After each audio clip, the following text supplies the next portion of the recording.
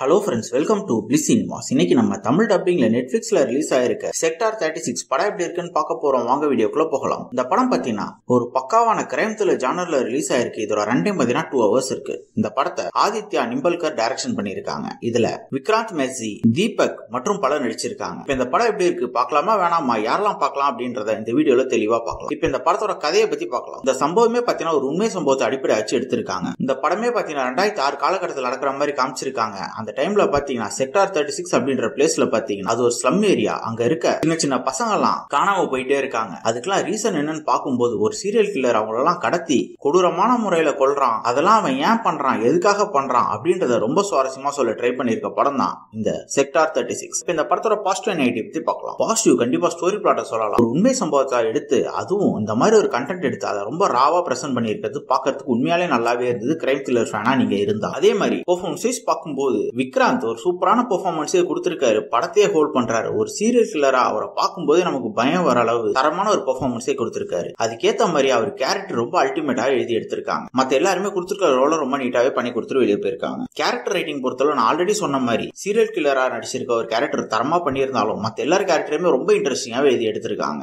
Class பிஸ்லயும் படம் சவுண்டாவே இருக்கு. சினிமோட்டோகிராஃபிலாம் சூப்பராகவே பண்ணி கொடுத்திருக்காங்க. நைட் எஃபெக்ட் தான் அதுவும் தரமாவே இருக்கு. சவுண்ட் எஃபெக்ட்ஸ், பிஜிஎம் எல்லாமே நல்லாவே இருக்கு. அதே மாதிரி பாத்தீங்கன்னா படத்தை இவங்க பிரசன்ட் பண்ணிருக்க விதமே நல்லா இருந்தது. ஒரு ராவான கண்டென்ட் எடுத்து பயங்கர ராவாவே பிரசன்ட் பண்ணிருக்காங்க. படத்துல பல ரத்த காட்சிகள் இருக்கதான் செய்யுது. ஸ்கிரீன் பிளேஸும் பாத்தீங்கன்னா ஓரளவு இன்ட்ரெஸ்டிங்காவே எழுதி எடுத்திருக்காங்க. நமக்கு பெருசா டல் மூமெண்ட்ஸ் இல்லனாலும் அங்கங்க ஒரு சில டல் மூமெண்ட்ஸ் இருக்கதான் செய்யுது. ஓவராலா பாத்தீங்கன்னா கண்டிப்பா இந்த படம் ஒரு நல்ல படம் தான். ஆனா நீங்க ஒரு கிரைம் த்ரில்லர் ஃபேனா இருந்தா இந்த படத்தை ட்ரை பண்ணி பாருங்க. கண்டிப்பா உங்களுக்கு பிடிக்கிறதுக்கு வாய்ப்பு இருக்கு. அதே மாதிரி படத்துல பல ரத்தம் தெரிக்கிற காட்சி இருக்கிறதுனால ஃபேமிலியோட ட்ரை பண்ணாதீங்க. இன்னொரு வீடியோல சந்திக்கலாம். தேங்க்யூ.